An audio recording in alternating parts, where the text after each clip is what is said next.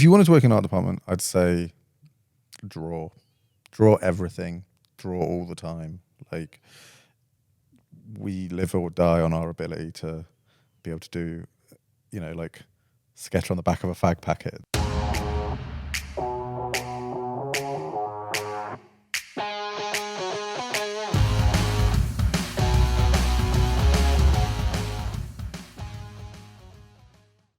Welcome to Filmmaking Framed, your video podcast covering the realities of filmmaking.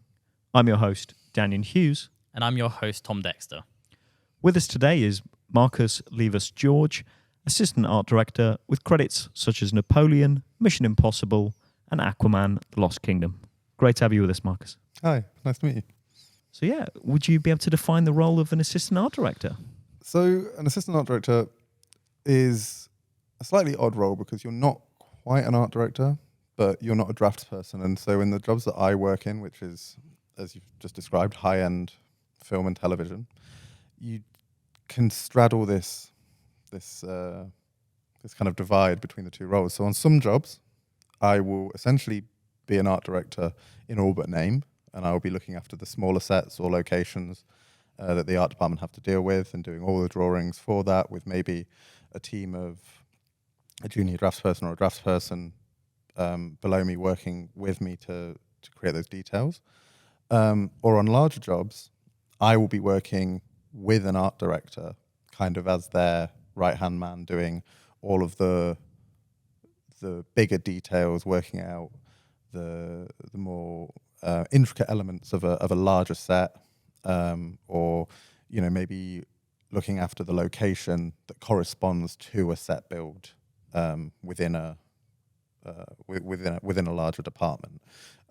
So it is slightly kind of like it's a stepping up role where you're moving from being part of the drafting team within the art department, moving up into the art directing team. So it's an interesting role that always changes from job to job. So it's quite hard to describe.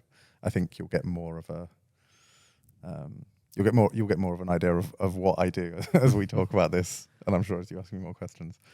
And could you go into some detail about the different roles within the art department? Because you guys are obviously, you're a very large department. Yeah, so the art department, I think from the outside, encompasses a lot more than what us in the art department call the art department. Because if I say I work in the art department within an art department circles, that means that I work directly within the team that is in the production office underneath the supervising art director. So that would be, we have the production designer who sits within our office space, and then you've got the supervising art director, maybe a senior art director, art directors, and then assistant art directors under them. And then you have, depending on the size of the job, draftspeople, junior draftspeople, art department assistants, and then you have an art department coordinator who is there to kind of assist with the running of that department. Whereas I think when you're not within that department, you're not a member of that department, the art department is the department that encompasses props, set deck, construction, graphics, and that's what I mean, is that once you're on the inside, you see all of those as very unique and specific departments. So I'd say I work in art department, like that person works in set deck. Whereas I think to the rest of the crew, we are the art department. Yeah, particularly because you guys come under one umbrella in the unit list. Yeah. So I think that's where it sometimes becomes a bit confusing, whereas we are very and also it's different on smaller jobs.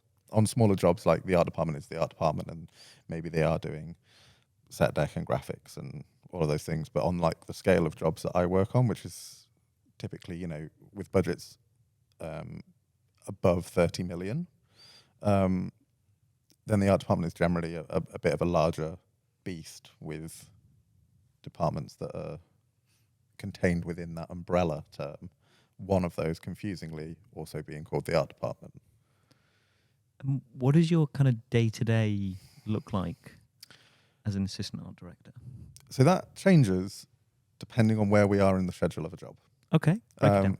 So as a member of the art department, I will generally be someone who's brought on earlier than 90% of the crew. We often will start in a production office, and it will be us, maybe 3 members of accounts, and a bare bones production team. And we will, at that beginning time, we could start 20, 30 weeks out from shoot on particularly large jobs, but we're always brought in at the at the very early stages of pre-production. So in those early days, we'll be working with the designer. There might not even be locations chosen yet. There might not even be a script yet, but we have a bare bones idea of what the film is going to be and what the key sets of that film will be, and we will start dividing that down. So it will generally be divided up by the supervising art director and assigned to various art directors. You'll be doing this interior house. You'll be doing exterior spaceship in the future, kind of thing. I'm making a job up here in my head, but you get Sounds like an interesting job. You know what I mean? Like this person, okay, you're looking after the locations. So in those early days, if you were looking after the locations, you'd possibly be joining with the production designer, supervising art director, and locations team on recce's. Sometimes even before the directors in the country. As an assistant art director, let's just take, for example, I've been assigned a set to work up. Generally, those first few weeks, it will be doing a very rough, loose technical drawing of what we think that set's going to be, so that they can at least get a price put against it from our construction manager. So we know roughly how much that's going to cost. And that can all be fed into the budget of what the art department needs. And then as pre-production moves forward and these things get more finalized, that's when we start doing a lot more of the detailed work. So I'll probably produce a plan and elevation drawing of what we want to build. And I'll start drawing up the details, so that construction can start building. And depending on where that set will sit in the schedule, then it could be very, very early on that I then am overseeing the build of that on a stage, and sometimes, as a set gets closer to being shot, the actual work in the office decreases. I've done the drawings, I've done those things that need to be done, and I'm more of a project manager on stage, just making sure that construction are, getting the right finishes in place. Like the paint is looking how we want it to look, like it's aged properly, it's all these things are in the right place. Walls can float out where we need them to float out. All of that stuff that people don't really think about when they're on the crew. They kind of just happen as they need to happen. We need to make sure that we've preempted that to happen, and that we're across our brief, so that when we hand it over to the unit on the day of filming, that everything is as it should be and as the designer wants it to look. How easy is it to predict what those sets might look like and cost them, and how accurate are those costings if the script and or director are very loosely involved at that point? So more often than not, we have a concept artist or team of concept artists who will be doing visualizations of that set, and the concept artists that I've worked with in the past are just some of the most talented artists you'll ever meet. And sometimes you can look at a piece of concept art and look at a final still of a film once it's released and just be like, that's it. It's almost a one-to-one match. Just one's been painted in Photoshop and the other one is real life. So, we'll get those kind of things, which will give us an idea of what we want it to look like. And the director and the designer will often be in deep conversation about that constantly. We're not privy to those conversations, but these conversations are happening above our heads all the time. So they are, as much as it might be not like there's a script of 120 pages or something on a desk, the director's going, well, this is going to happen and this is going to happen and this is going to happen. And the designer will be coming to us and going, yeah, someone needs to be thrown through this wall and, we need it to catch fire at a certain point. So we factor all of those things into our designs. And we also work very closely with the construction manager and the construction managers that I've worked with are some of the best in the business. People who've been doing it, way longer than I've been alive. So they know how to budget for something that maybe isn't the final cost of what it's going to cost. It's going to be 20% more, 30% more, so that they can cost for those changes to happen as well through the building process, so that something can possibly be scrapped at a late moment, and they have the flexibility to pull in some overtime and get that stuff still delivered on time. And that's something that we pride ourselves on in the art department, is being able to deliver all of these worlds for us to film in, to a very strict deadline. And you mentioned you work very closely with construction. Who are the other kind of departments that you would interact with most? So the other departments that we'd work with are construction, set deck, lighting, locations. I mean, everyone really, but they're the ones that we'd work with the most. Camera, obviously. The DOP will often have comments to make on sets that we're working on. I would like to be able to light it in this certain way, or I'd like to be able to fly these walls out. So some DOPs, I'll just shoot what you give me. But others are like, I want to be able to have access here, or do this kind of shot, or what have you. And we need to work with that. Sometimes it's a little later in the process than we'd like, but that's kind of the nature of the job of us being on so early before everyone else. Yeah, makes sense. It sounds like, I might, and tell me if I'm mischaracterizing this, but the production designer is the one who sort of is getting all this other information and then passes it on to you. So is it a case of once they've passed info to the art department that then you guys start actioning things?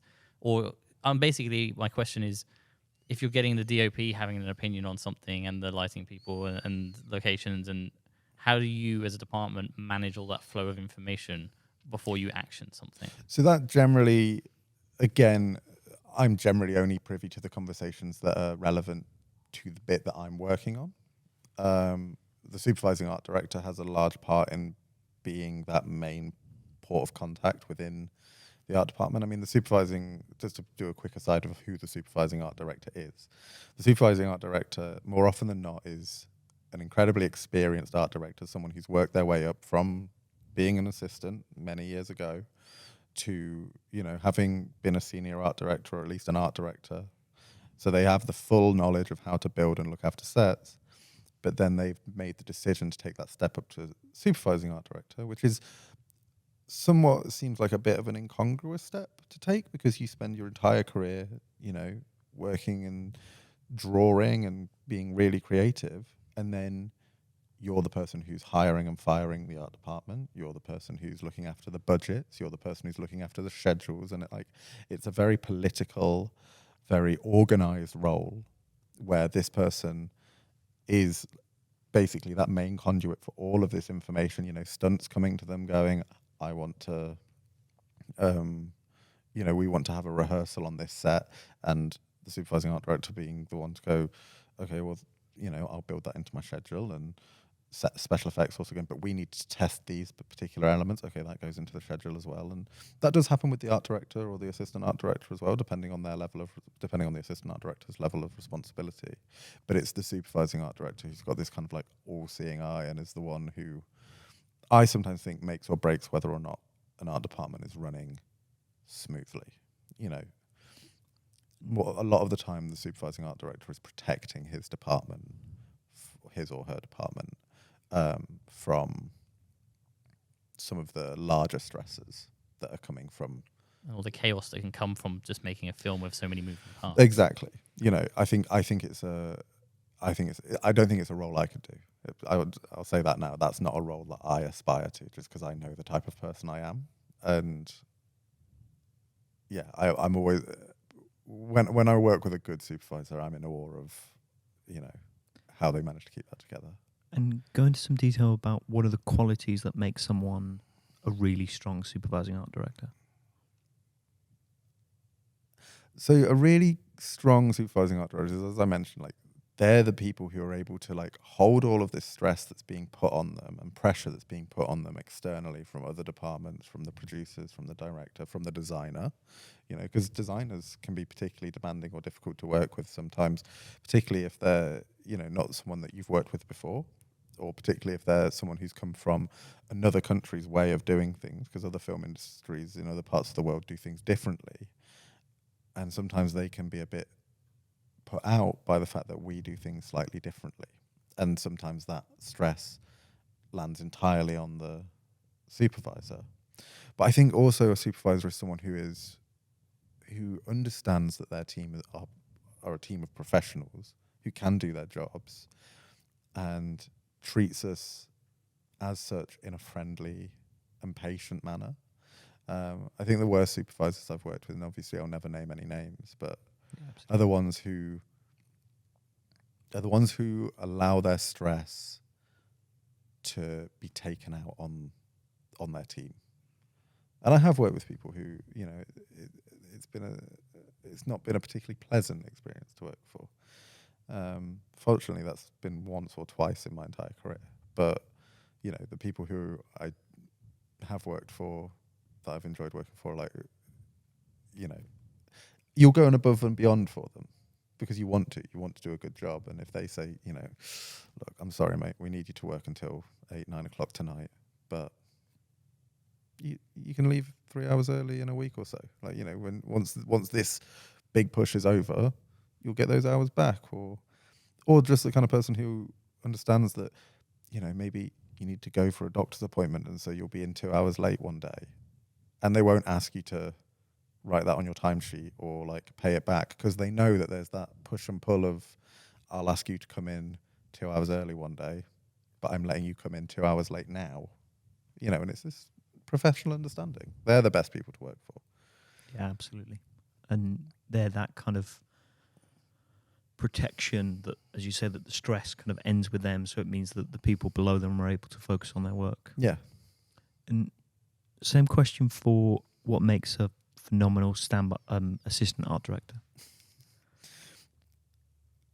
I think that's a much harder question for me to answer because, you know, I like to think that I'm a good assistant art director, but I'm sure there's people who might go, oh, well, he's weak in that area or weak in that area. I think a good assistant art director understands that they are in a role that is stepping up. So, and that's something actually that is something maybe in the past, I've been a little bit too eager to like take on more responsibility than maybe I was ready for. And it's not something that I've failed at, but I think a good assistant art director is someone who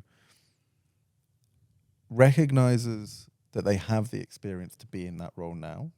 And so is comfortable passing that experience down, is comfortable to give feedback on drawings of the more junior people in the department working for them in a constructive and helpful and friendly manner, whilst also being that person who is able to shoulder a bit of the weight of the art director they're working under.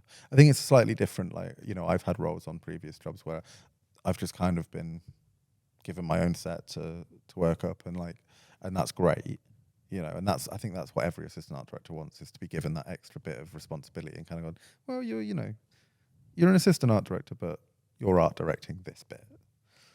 And then there's the assistant art director roles where sometimes, and we all say this, sometimes you just feel like a glorified draftsperson on a bit of a higher wedge. And sometimes you just got to go, okay, well, on this job, that's what I am, and I'm being paid for it. And I'm not being given the really juicy bits of the work to do, but that's part of the role. And I think that's sometimes the bit that I've felt frustrated with. And if I was to tell other people, like, no, that is part of the job, you know, and you just get on with it. It sounds like what you're saying is that a good assistant art director is someone who's ready to take responsibility when it's given, but is also humble enough not to feel put out if they're not given some responsibility, because you're kind of sitting between the art director and the draftsperson. Yeah, exactly that. So you just need to be adaptable to whichever the scenario that is that comes up. Yeah, 100%. Like, you know, you've been put in that position because you've got the experience that you can handle those things, but you're not necessarily there to handle those things, you know? Like, yeah, I think the other thing I need to say about assistant art directors is that it is a different role in the level of job that I'm working in compared to if I was working in something with a lower budget. Because in a lower budget, in a smaller art department, the assistant art director is like the next step up from being an art department assistant. So it runs that whole kind of range of like you've stopped being art department assistant and you're not an art director. So it's a way bigger range of like stepping up, if that makes sense. Yeah, it does. In lower budget jobs, you wouldn't have an art department as big as the ones that I work in. So there wouldn't necessarily be 3 junior draftspeople, 4 draftspeople, and you wouldn't be expected to spend 2 or 3 years as a junior draftsperson before becoming a draftsperson and spending 2, 3, 4, 5 years as a draftsperson before then, you know, feeling like you're ready to make that step up to an assistant art director. And there is a lot of crossover there. You know, when I was a draftsperson, I was being given small sets to draw up and kind of like look after on my own. It's sometimes like a test, you know, are you ready to make that step up to becoming an art director? Makes sense. Have you seen examples? We've sort of seen it in locations. I've seen it in production where someone's only worked on the lower budget stuff, so get a bit of a shock, or vice versa when you've only worked on the big stuff and you get a bit of a shock when you go onto a smaller job. Or do you find generally that people stay in the tier of job that they're used to? They do, by and large. Like, people do step up. I mean, I've always said that, like, and you know, I'm sure we'll cover this later, but the advice I always give to people, and it was the advice that I was always given, was that, like, if you set out wanting to work on, like, the big Marvel films or Star Wars or, you know, the huge budget films that are made in this country, like, try and get in that from day one. Because I don't know, working in that, having worked in that my entire career, I don't actually know that many art directors or assistant art directors working in, like, television and, you know, like the lower budget, like, British homegrown television. I don't really know a lot of the crew working in there. So, like, trying to make that step to transfer is often very difficult. I wouldn't know the people to ring now to try and get a job with them. And I don't, you know. That makes and sense. I don't know if I'd be able to do it because it's such a small department and I'm used to such long lead times. Whereas those jobs are generally, you know, sometimes like 6 weeks prep, maybe less, before filming starts. And I'm used to like months before filming starts, and the ability to really work something out, draw it up. And I mean, I'm sure I would be able to do it, but it would be a real, like you say, like a real culture shock. And yeah, you know, I've seen people come a cropper sometimes when they've gone, oh, well, I'm an assistant art director on this. I can get a job as an assistant art director on this side of the industry, and they are slightly different roles. And so the expectation is slightly higher, particularly on the drafting, like your ability to draw, your ability to actually do a technical drawing, I think is... Go into some detail on the difference. More sets that you're building, the more technical drawing you have to do. There's like conventions of how certain art directors like their drawings, and I don't know where it's come from, but like we have long conversations at work sometimes. We're like, oh, do it this way or don't do it this way.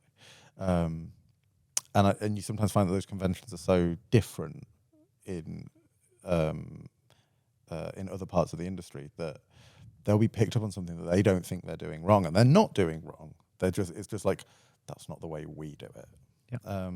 So do you find that generally art departments stay together? So if you're an assistant art department, do you generally work for the same handful of art directors, or because we've had it with other departments where they, you know, maybe a gaffer will take the same lighting team with him on each job. That does happen. And is it partly due to those conventions and preferences of how to work that makes? No. I was going to say, assuming for you here slightly, Yeah.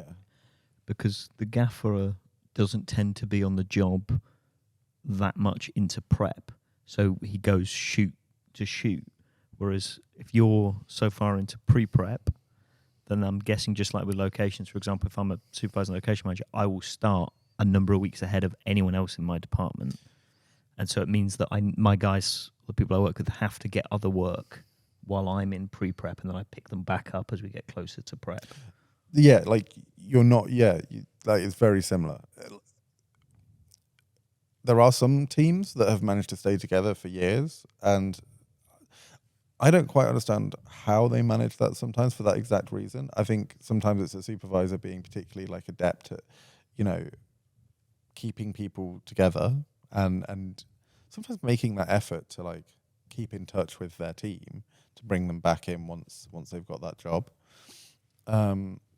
Like for example, I've worked with the same people many times, but I've never been like job to job to job to job.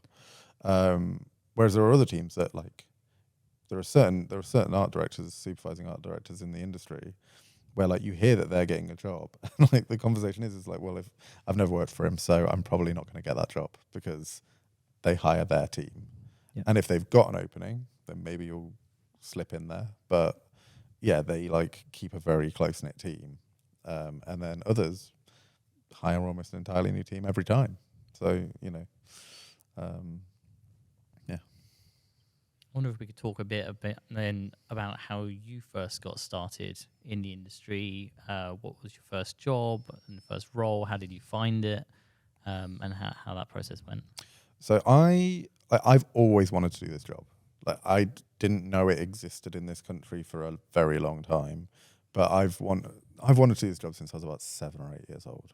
Wow. And that's because of Star Wars. Like I'm a really big Star Wars fan, always have been.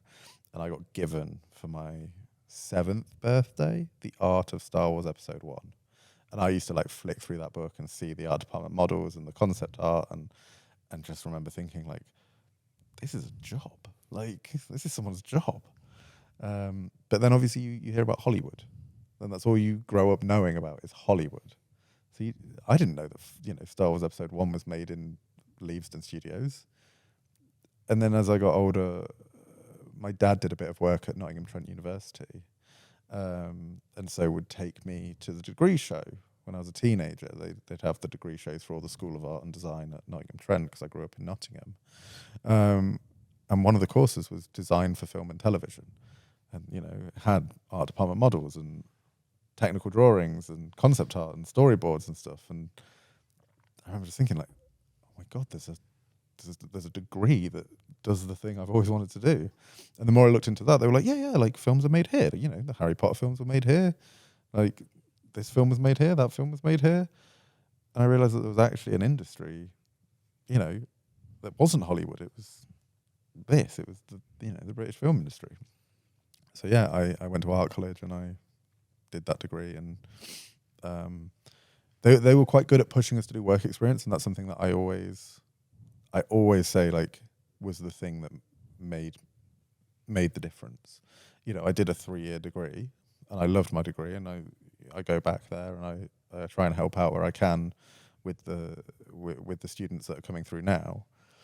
But had I not done work experience, I don't think I'd be in the position I am today. Like I learned more on my first week of work experience, which was a job called The Suspicions of Mr. Witcher for ITV. It was like an ITV Victorian crime drama. And I learned more in a week on that than I had done in the previous 18 months of studying a degree. A couple of questions on that. Where did that shoot? Was that around Nottingham? And how did you find that work experience? Did the university help you do that, or did you go out and find it yourself? So yeah, like that was a previous graduate of the course was an assistant art director on that job. It was shot in London, in and around London. It was based at Central St Martin's. That was the production office, and that was 10 years ago now, maybe 10 and a half years ago. And I went down there, and it was ITV, like relatively modest budget for an ITV period drama. I think it was only 2 episodes that they were making. And went down there. It was through university that I got that experience. And fortunately, I had an uncle and aunt that lived in London, so I could stay with them for the week while I did it. And the big difference for me, because like I say, like the bigger budget stuff, which I always knew I did, is to try and get into that industry. I got really lucky. I met a production buyer on that work experience who took me out one day around all the prop houses and was just like, I'm going to show you all the prop houses, like, which was a really cool experience. But when we were in the car,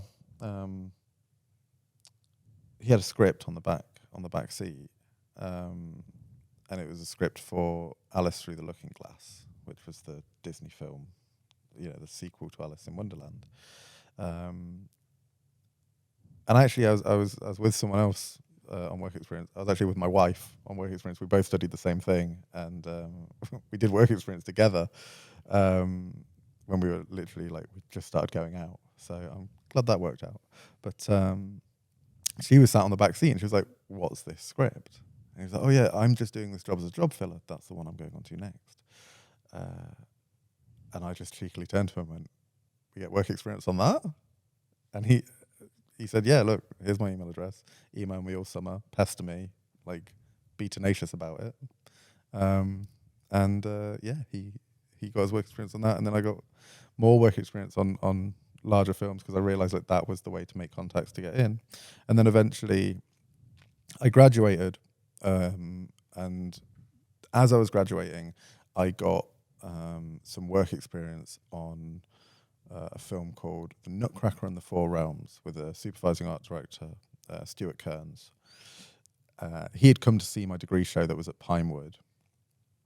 And I said to him, I'm moving to London. I'd love to just get some work experience, even though I've graduated, just so I'm in a department and I'm hearing. You can springboard from there. Do you know what I mean? You can hear the rumors that are going around of oh, this person's starting this job, or this crew's starting up, or what have you. So that was my idea, was get some work experience just so that I'm in a department. And at the end of that week, I said to Stuart, I was like, look, thanks for this. It's been really great. Do you know anyone who's starting a job? And he gave me a list of names of people to ring, and I rang one of them, an art director called Dave Allday. And he said, oh yeah, Stuart mentioned you to me, and he said he'd like to get you in for an interview. And I think I was interviewed maybe a week or two later, and yeah, got the job. And I've worked with Dave now, I think five times over the course of my career at various different stages, and he's become a very good friend.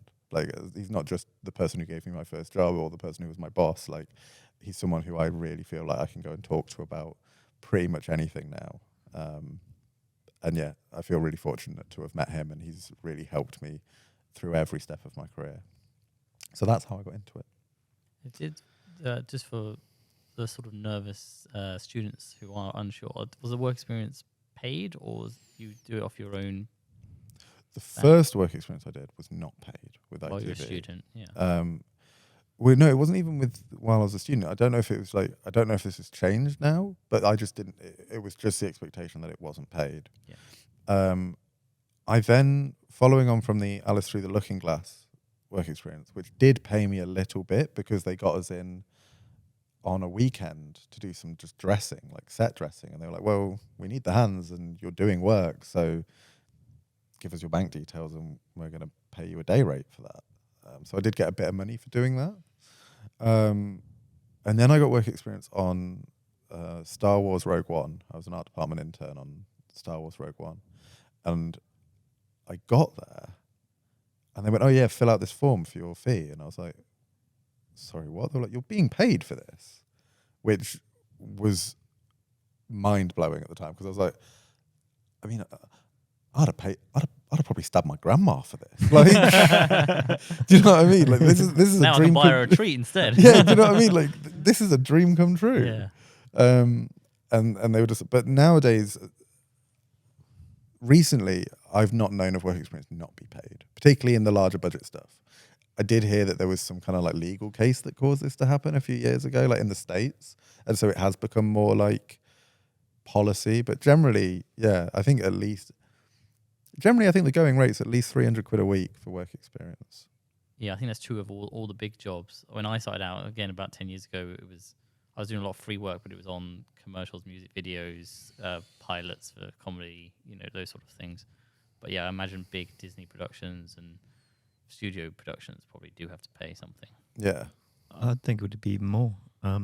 Screen Skills, which has an amazing program I want to shout out, where you can basically apply to be a Screen Skills trainee, and they'll give you some training, and then they will pay for 10 weeks of you to be on a production. Yeah, but I think that's different because we had a Screen Skills trainee on a job that I did, but we also had Interesting. 10 weeks, week at a time, of students from my old university or from the National Film and Television School who just came and did like work experience in between studying. I think Screen Skills is like, we'll get you a job and you'll get paid. But I think work experience, just, doing a week's work experience, well, you still get paid for that. I wanted to go back. So you mentioned that you learnt more in that first week than you had in the 18 months prior. Yeah. What did you learn? I think I realised that a lot of what we were learning at uni, whilst applicable, wasn't really the job I was going to be doing immediately. And it was more, I learned how to behave on set. I learned how everything worked in like a very intrinsic, like relationship, like relational kind of way. Like I understood the relationships between everyone in departments. I started to see how a production office ran. It's all well and good learning stuff on paper. Oh, this is how a set is built. This is how a drawing is done.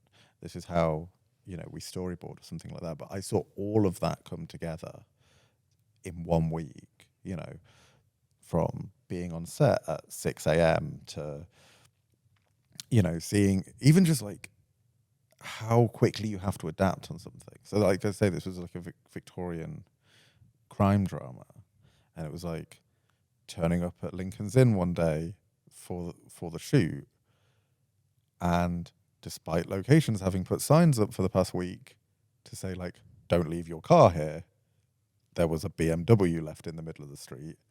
And locations and I think it was locations and props like jacked the car up onto skates and just moved it out the street because it needed to go. Because it was a period drama and there weren't BMWs in Victorian England. But even just like down to the level of like, for want of a better word, there was someone on the standby props team whose job that morning was shoveling shit.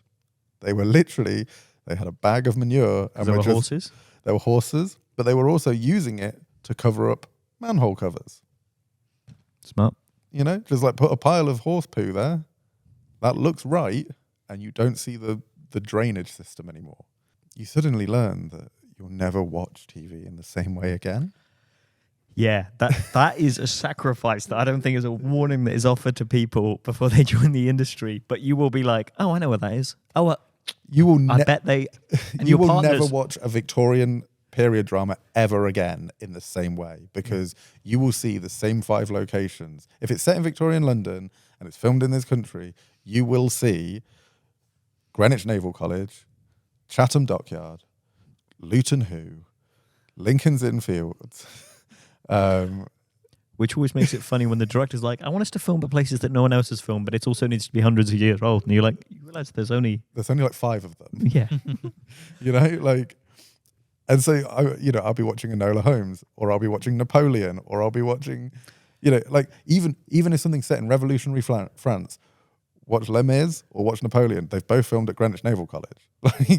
I've even seen offices that it's always the same office at the Tate. Yeah, or it's Senate House. Yeah. Senate House is used a lot. Like I was watching. Love Senate House. And you get to know all of these locations so intrinsically because you've worked there so many times that like I remember watching like the first episode of Killing Eve, and like they walk out of one office through a door and then down this corridor, and I'm like, they're 3 different buildings. Yep. Or they turn a corner on a street and then it's suddenly the other half side of London. Yeah. Like, hang on a second. Yeah. I remember there was a thing where on season 4 of You, he's like teaching or something in the UK, and they have that he's like walking home, and the people were like, "That's not even in London. That would have been like a several-hour walk." Like, I've been rewatching some old Doctor Who episodes recently, and I went to Cardiff University, and they've set one of the 12 Doctors seasons is at Bristol University, but it's Cardiff University. I've been sitting there being like, I'm personally offended. Why not just set it in Cardiff Uni? Well, even so, I watched extras. I rewatched Ricky Gervais's Extras with my wife recently, and I never had noticed before. It's all filmed at Pinewood. Even the bits that are not meant to be in a studio are Pinewood. Like, it's just a corridor in Pinewood, or is this in Pinewood, or is this corner of Pinewood that they're trying to make look like, I don't know, someone's back garden. It's like, well, that's the gardens. Like, that's just Pinewood Gardens. You can't ever watch these things. You know, I can't watch anything now without like going, oh, how did they do that? Oh, is that a set? Like, And not only will your viewing experience forever be changed, your partners will have to put up with you going, by the way, this. And they're like, I know. well, the thing is, it's like, it's even worse for us because it's me and my wife both work in the art department. So we're both sat there going, that's good. How did they do that? You know, or going, oh, such and such did that. And, oh, no, I'm sure it wasn't their fault, but, you know. Going onto an actual film set is the equivalent of having read about how to swim and actually jumping into a swimming pool. Yeah. And then you're actually there and you're learning. And so that work experience was useful for you so that when you were then being paid to be on a set, you got it. Oh, yeah, 100%. And that gave you the leg up so that you can then springboard to your next job, to your next job, to your next job. Because I guess if you came in completely blank, you risk kind of being so thrown that you may not perform at your best. Yeah, and I think work experience is really, really important because work experience is like where you can quite comfortably be like, I don't know, like maybe a bit starstruck, particularly if you're someone who's like not grown up in London or something where like you see famous people all the time. Like I grew up in Nottingham. Like you don't see anyone famous in Nottingham. And then Other than the sheriff. other than the sheriff, yeah, and Robin Hood. But you know. But yeah, like I said on Alice Through the Looking Glass, there was one time when, you know, like a classic, very art department assistant job to be given. Like this model needs to be taken down to stage where they're shooting, so that the director and the designer can have a talk about this next set they're doing in 2 weeks. But can you take it down so that they can have a chat, you know, between a turnaround or something? So we're there, we're walking, you know, as stages often are. We're in the middle of shoot, like it's a very cramped, tight corridor down the fire lane to get to the monitors where the director's sat.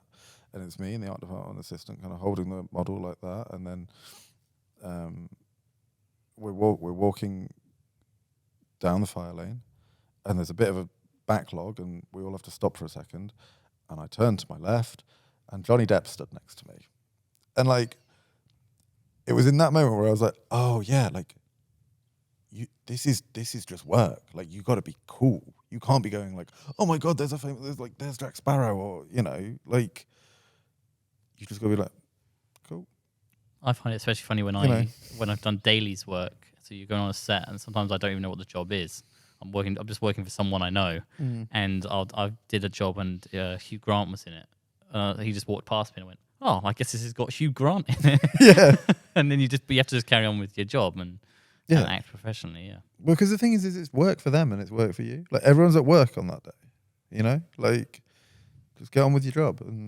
But I think work experience is where you learn that. Like it's where you realize that this is a job. You're working with professionals. You know. Yeah. You learn. Makes sense. You learn the etiquette you need to. Oh, I saw one of your guests. I watched a few of your videos for. Called it Setiquette. I did like that. I like that. So shout out George Price. yeah, credit to that one. Like I did like that term. I might be stealing that. Please. I'm sure he'd love it. Yeah, I'm sure he would by the sounds of it. Yeah, he seemed really proud of that, and I think he should be. So if you were advising someone that wanted to work in the industry, what advice would you give them? So if they wanted to work in the art department? In the art department, and then broaden the art department, they wanted to work in film. So Okay. start with art department first and then broaden out. Well, if you wanted to work in art department, I'd say draw. Draw everything. Draw all the time. Like, we live or die on our ability to be able to do, you know, like, sketch on the back of a fag packet, to, like, use a very old term now, because I don't know who carries fag packets as often as they used to, but... And are there any softwares they should be familiar with as well? I mean, there's loads. You know, there's going to be some people who tell you, like, only use this software. Don't use this software. Personally, I use Vectorworks to do CAD technical drawings. I use Rhino 3D to do 3D modeling. I also have taught myself how to use Blender, which is more of a mesh-based modeling program, but it's not quite as good if you need to then extract like technical information from it to build into a drawing. So like they're two separate programs that I use. Like Blender's a lot more loose and good for like concepting something, whereas Rhino is something that's a lot better if I wanted to like CAD model something for print or for or for example modeling up an entire set that I could then pull technical drawings from. So they're the like three main softwares that I personally use. Obviously a good understanding of Photoshop and Illustrator is never a bad thing. But also like it's a dying art, but the ability to draw by hand, and I mean like technical draw by like draft. I love drawing on a drawing board. I was taught how to do that at university. It is something that is seen less and less within art departments now, but I think that's a real shame, and I think it's important to hold on to. Why do you think it's being seen less and less? Because, and this is just from people who've been in the industry much longer than me, have said this to me as well, there's just a hell of a lot more change now. You know, like things change quickly and need a new version doing in a much shorter turnaround than they used to. And a computer program generally is quicker at doing those changes than if you were having to get a big, you know, roll of tracing paper that drawing is on, put it out on a drawing board, erase something, redraw it, rescan it, send it out, and then it needs to change again. And all of a sudden this like piece of tracing paper starts to disintegrate with a million times that you're like rubbing something out and redrawing it. And then eventually you have to redraw the entire thing. Whereas obviously on a computer program, you can just like copy that thing, move it to one side. So you've still got the old version, change this new version. That then already appears on the sheet. You hit print. No, we don't want that. We want this. And it's, you know, you can do iterations upon iterations, and you can then share that file with someone. So if I had to be, I don't know, on location in Wales this week, but the drawing I did 3 weeks ago needs amending, I can give that file to someone else in the department and they can just get on with it and make those changes. Or I can make those changes remotely on my laptop, in my car, on a mountain in Wales, and email it Makes sense. back to the department. So I think that's why it's being used less and less. But I just think that there is... We're called the art department, and like a lovely graphite drawing, when you see them, if you've ever seen a plan and elevation that's done by a particularly good draftsperson, they are beautiful things to look at. And I think everyone who can draw by hand really wants to hold on to the ability to have that skill in their arsenal to use when they want to. And it sounds like if it is something that people are able to do less and less, if you get to a high degree of skill in it, that is going to help you as a new entrant stand out. Yeah, absolutely. Because I think, and there will be people who disagree with me, but I think that learning to draw with pencil and paper, like learning to do technical drawing, learning to draft with pencil and paper, gives you a far better understanding of the conventions that I talked about previously, like how to use line weight, how to lay a drawing out, how to think about a drawing before you've started it. You know, because if you've got a sheet of paper, that is a defined area within which you need to fit all the information you need to give to construction. So you have to think about how this thing is going to be built and how you want it to be seen before you start. That makes a ton of sense. And that reminds me of our first episode with director Tony McDonald, where he talked about when he started, shorts were done on film, and films were expensive. So you had to really think about what you were going to shoot. Whereas digitally, you can shoot way more for a fraction of the cost, and you can delete and go again and so on. Whereas once you shot on film, that's it, it's used. If you want to shoot more, you've got to buy more. So it means people before were really constrained their resource in the way that you were talking about with space. So it meant you thought about what you wanted to do with a lot more detail before you just went out and shot. Yeah. In the same way with the paper, if you're like, okay, I've only got so much space, it's going to put you to think. Whereas if you're like, oh, I'll just start designing something digitally, it doesn't matter if I delete it and move it around because it's not, quote unquote, cost me anything in terms of the space that you're creating on. Yeah, exactly. I think you become a more efficient designer if you've learned to do it by hand. Yeah, makes a ton of sense. That's not to say that I have any qualitative, like, I think it's better. I just think that from my experience, I learned by hand. I didn't do a digital drawing until I entered the industry. When I was studying, I did it all by hand, and I think that gave me a better understanding of the entire process of it. It gives you the fundamental knowledge that underpins the principles behind the digital versions of what you're doing. And I think it's true across so many industries that the old way it was done is that it gives you the fundamental understanding, so that when it's been digitized, you know why you're doing something or why something works and why it doesn't work, because you've had to get that basis. I also find I just understand the thing I've drawn a lot better. So like when construction ring me to ask questions about like, oh, what did you mean by this? Or what did you mean by that? Because I've physically drawn it and I've written it and I've written the dimensions in place. Whereas like obviously on using Vectorworks, like I would just go like click between this point and drag a line out, and the program itself will be like, that is this distance because I've drawn everything at scale. So it will just give me a dimension of what that line length is. When I'm drawing by hand, I have to Calculate it. literally in my head make sure everything adds up, make sure it all is, you know, within the. I just find that then someone goes like, oh, what was this? And I go, well, no, that's 8 foot tall. I remember that because I drew it. Like I wrote that down. But yeah, like, you know, that's one thing that I think I would say. And also within the art department, yeah. So like just draw and draw and draw and draw. I think that's a really important skill to be able to have. And also to get into the art department, be comfortable with phoning people. I think that's something that people really struggle with at the moment, is like not wanting to pick up the phone to strangers. And I get it, it's really scary, but that is still how I get a lot of my jobs, is by cold calling people. It's how I got my first job, it's how I got my work experience, is by cold calling people or cold emailing people. But I think you need to have a combination of the two. You can't rely on one or the other.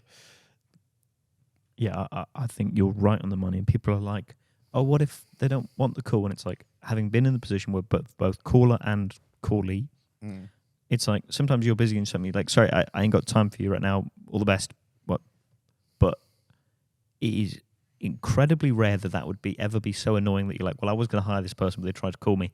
And if they are someone who is that like volatile, you don't want them as a boss. No, you don't. And the vast majority of people won't even just be a neutral. It's a positive, because you're like, this person has A, got hustle, and B, they're able to do things that other people that they're too nervous to do. So they're probably going to be able to cope with some degree of pressure when I give them responsibility. Absolutely. And I think also that's like one facet of being an art department assistant. So an art department assistant is I don't think I covered that quite a lot, but that's the entry level role into the department, or art department trainee or art department runner. Like they're fairly interchangeable among most departments. Confidence is like the biggest skill to have in that role, because you don't know anyone. You're not going to be given anything to draw straight off the bat. So like, sure, like you being able to draw, like I think supervisors want to see that they're bringing talent into the department's kind of community. But your first job, you're not going to be doing any drawing. You're going to be taking things around the construction workshops, like you'll be distributing the drawings to the carpenters, to the painters, to the plasterers. You'll maybe be going to talk with production and be like, oh, we need this on the recce bus or whatever. You need to be talking with all of the departments, with hundreds of people you've never met before. So like the ability to just have that confidence to step into a room and be like, hi, I'm Marcus, I'm the art department assistant. Like, yeah, you can even say, I'm totally out of my depth, but can you help me? Yeah. Or can you point me in the direction? Like, I don't even know if I'm in the right place or talking to the right person, but like I've been sent to get this thing for the art department. They go, oh no, you want practical sparks. You don't need the electricians. You want the practical electricians. Or the one that tripped me up when I started was rigging gaffer and like. That whole dynamic of people who set up the electrical stuff ahead of time versus people who are setting up the blackouts. And I was like, what? But you work? And they're like, no, we're complete. I'm like, oh. Yeah, like we're entirely different departments. Yeah. Yeah. And you're like, it's also having that confidence to say to your boss, I didn't quite understand your instruction. Yeah. But that's a basic confidence that a junior person needs to have. Because I've sadly seen people who, they've been said, can you go get that? The person will run off and they weren't quite sure what that item was. and then they take ages because they kind of feel really awful and can't quite work it out, and then they either come back with the wrong item or they have to come back and say I didn't Yeah. get it, or hide, which is even worse thing to do. Like, absolute pro tip is paraphrase the instruction back to the person who gave it to you, because it shows you were listening. And if you have misunderstood, even if you think you have understood, because it's not just I don't know, it's like, oh yeah, like if someone had said to me, go speak to the rigging gaffer, I genuinely had misunderstood who the rigging gaffer was, but I thought I knew. Yeah. So if they said, do you understand? I'd have gone, yes. And I didn't. So if you go, they are this person, or you want this item, and you change it slightly, so you're not just parroting it, but you're paraphrasing it, shows also a depth of understanding that you can change the language slightly. That will impress people, and it will bring out when you actually have misunderstood, and then you'll be able to go and do it correctly. Yeah. And I think that's the thing. And like, ask for help. Like, more often than not, I always say to the people that, like, when I go back to university and stuff, I say to the students that I'm helping, I'm like, look, drop me a message, drop me an email if you need help with something, or when you graduate, drop me an email. I'll see what I can do, and I'm always more than happy to help people, like, by going, okay, yeah, like, you don't know what the jobs are. Like I said earlier, I went into do some work experience so I could hear what jobs were going on. But there isn't an easy to access resource of, like, these are all the people who are going to be crewing up in the next, 3 months. It is a rumor mill more often than not, based on, like, oh, I spoke to this person over lunch the other day and they said they spoke to him and he's got something on his plate, but it's not for 6 weeks or whatever, so maybe give him a ring in 2 weeks' time. Are there Facebook groups for the art department? There are Facebook groups for the art department, and they are very busy, and I'm members of them. But generally, the type of jobs that I work in aren't advertised on those Facebook groups. But for new entrants, are there particular groups you'd recommend? I mean, just type in, like, Art Department UK. There's, like, the Art Department Jobs Notice Board UK. There's Art Department UK. There's some that are, like, international. So, like, you'll sometimes see jobs come up and it's like looking for van driver in, like, Southern California. And then the next post will be like looking for a van driver in Bedfordshire. So, I just, Art Department UK and Art Department Jobs Notice Board, like, they're the two that really stick out as. And then there's also websites, so, like, Filmbase.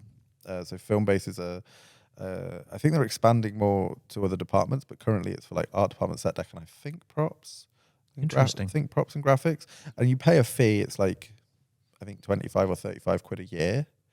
But then you can set up a profile, put all of your, like, information in there of, like, I'm an art department assistant, just graduated from Nottingham Trent, and I'm looking for jobs in Band 2 and Band 3 productions. And then they will send you job adverts as they come up. And obviously at the moment it's a bit quiet because the industry's still getting back to it, back on its feet. But particularly before the strikes, there were emails going out, like, all the time of, like, looking for a drafts person, looking for a junior drafts person, looking for an assistant art director. And that's a really good resource. I think the one thing I would say is, like, another bit of advice, and this goes for, like, anyone in the film industry, like, don't let people down. Like, it's absolutely fine to say to someone, to go back to someone and go, like, hey, thanks for helping me out, but actually I don't know if that opportunity is right for me, or, thanks for. The reason why I say this is I try and help people get jobs quite often, and, or I'll pass their CV on to a supervisor I'm working for, or, a set decorator that I'm working for. And I had this 2 years ago now. It's the only time, and it's really stood out to me, and it's something that I've told people about since. I was helping this person because I was like, look, they were like, I've just graduated and I'm looking for my next role, kind of thing. I was like, oh yeah, absolutely. I went and spoke to the set decorator of the project that I was working on and said, this person, and I've been talking to this person who went to the same university as I've looked at their work. I think they're pretty good. They're looking for an assistant role. Would I be able to get them to send them their CV to you? And they were like, yeah, absolutely. Like, I'm looking for a trainee. Like, get them to send me my CV. And they did.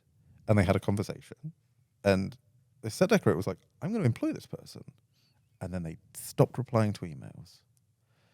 And the set decorator came to me and was like, hey, like, your mate, like, stopped replying to my emails. Like, do they want the job or not? And I was like, well, they're not my mate. Like, I was just helping them. But I got in contact. They're like, oh yeah, like I think it was maybe just a bit far to travel to the office. Like, you know, maybe the wrong part of town or something. And I was just like, you were about to get like a pretty good job, like an 18-month long contract as well, like a really long contract, really good starting job. I didn't say this to them. I was like, well, I'm not going to bother with you anymore because you're not a friend, you know. And they're showing they don't want it that much. And that's the thing is I think that's the bigger lesson to learn is there are people who want it, and if you don't want it enough, like, Yeah. they'll take your place. So, but the thing is, I think the point that I was trying to get to is I wouldn't have had a problem with that if they had got back to that person and said like, hey, thank you so much for optioning me. I don't think this is right for me at the moment. Like, whatever.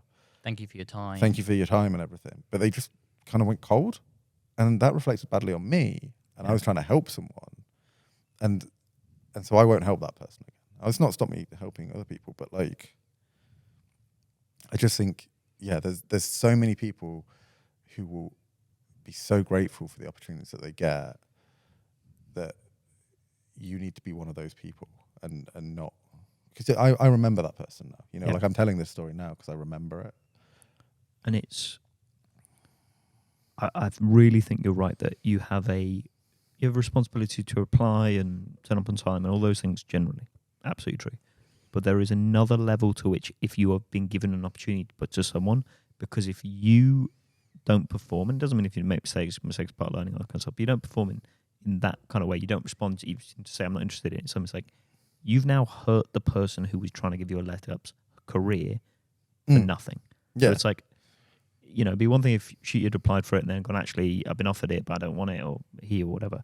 But the fact that it was one where it was on, because this industry is so recommendations based. Yeah. It's like respecting people's goodwill and respecting other people's names that are willing to support you, and then you owe it to them to support them in that way. Yeah. Like, this was someone who had graduated from my university. I didn't actually know them, but they'd reached out to me and said, will you help me? And I'm like, yeah, of course. Like, I'll help anyone who reaches out to me. And so, yeah, it was just that, yeah, it felt like it. I also think if you get given an opportunity and you take it and you're there and you find that it's not for you, that you also need to maintain professionalism and show absolutely. Work hard. And, you know, I've had it where we've given people opportunities and they've come in and it's not been for them, and so they've just looked really bored, not talked to anyone, barely done the work, and if they had worked hard at the job they weren't enjoying that much, and it's only for a few days, you know, we would have been left with a good impression of them. And so when they said, oh, you know, it's not really for me, I'm really thankful for the 3 days I did with you, but I'm more interested in this, we'd have gone, you know what, they're so great, they worked so hard, they were so personable, we'll find people in our network to get them what they do want to do. Yeah, exactly. But I've had people that wasted that opportunity because they're just like, oh, this isn't for me, and they just act really bored. But I think that's the key point, isn't it? Is that I think all of us want to help people get into this industry. So I think that's the thing that people watching this, you know, looking to get into the industry should take heart from, is it's not a cold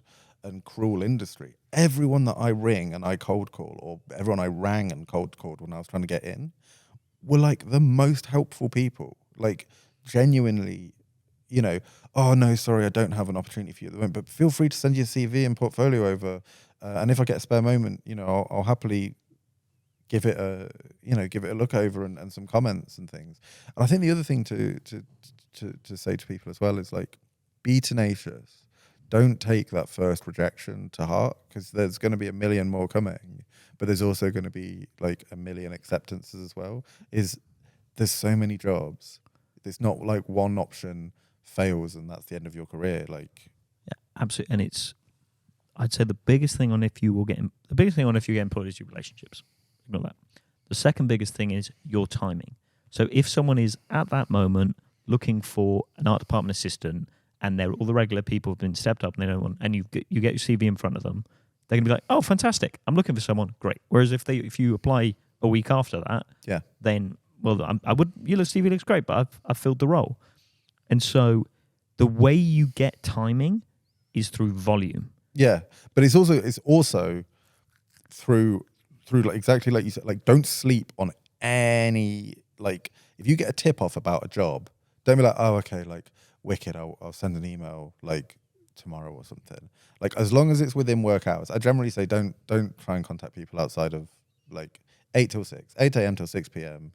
Like that's the time that you can phone or email. Don't ring or email people when they're not at work, because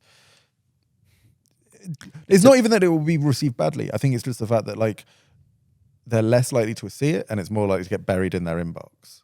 You know, like I might just ignore a work email between, if I think it's a work email, I might ignore it between 6 and 8 a.m., 6 p.m. and 8 a.m.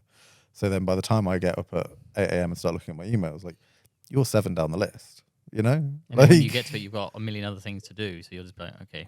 yeah, like can't deal with that. Now maybe I'll deal with it at lunch. Yeah. Whereas like if I look at my inbox at lunchtime and I've got an email, I'll go, oh, okay, cool. Like I'll do a quick response to that, you know? So yeah, if someone goes like, I've heard this person's hiring, send that email. Like just have it ready to go. Like if you're trying to get in the art department, have a CV and a portfolio like ready to go.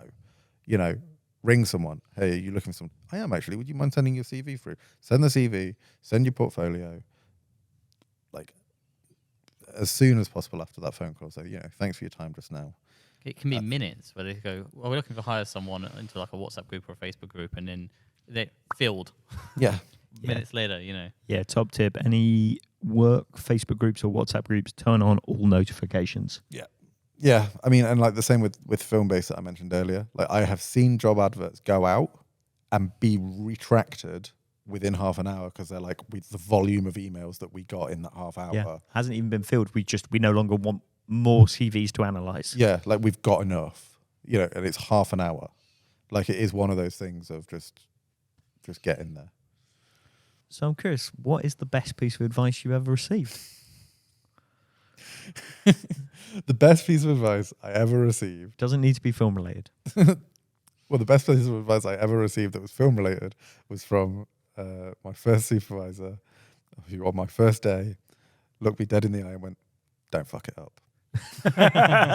Hey, it's a good principle. You follow that, you're going to be doing pretty well. But I think genuinely the best piece of advice I was ever given was be tenacious, which we've just covered. You know, like just go for it all the time. Like just always. Okay, I'm going to give my own piece of advice, which is the motto that I live by all the time, which is Brilliant. If you don't ask, you won't get. Like, and I live by that all the time. All of my friends say to me like, you're so jammy, and I'm like, well, I just ask for things, you know. I managed to get an extras role in a film that I was working on once that I really wanted to be in, just by going up to the AD department, just being like, you think you could get me in this? And like it turned out that, you know, a bit of a dream come true moment, and it was only because I asked. Like, I think you are absolutely right in the money, because people, in my opinion, overestimate how much it would take for other people to say yes to you. yeah, So a lot of the time it was like, oh, it makes me feel good. I did something nice for someone and it was really easy for me. And if you ask those questions, you're going to come across those times where it's like you get the thing you really want and it was almost no effort for the person in a position to give it. but I also think they overestimate how bad no can be. Yeah. Like all they can say is no.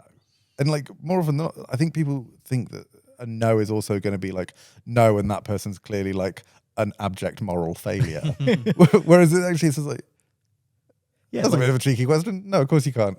Move on. Like exactly. That people think A, that it will be somehow horrific for you, and B, that it's a little, this will sound slightly bad, but it's a little bit of us all being a bit narcissistic. Yeah. Of that we think that they're going to think about it more, like they won't remember within an hour, if like not 3 days at most. They might tell their wife when they go home or whatever and be like, oh, someone asked me if they say, that probably won't happen. They probably won't remember it yeah, so quickly. yeah, exactly. But you know, it's just the opportunity for you to go, hey, do you think maybe I could get a chance to do this? And they go, yeah, of course you can. Yeah, and pro tip, be like, I know this is out of order, but Yeah. I'd really appreciate it. And so you're going into it acknowledging you're being cheeky, or like, I'm being really cheeky here, but Yeah. like, most of the time you get, oh, go on then, yeah. Yeah, exactly. So that's my bit of advice.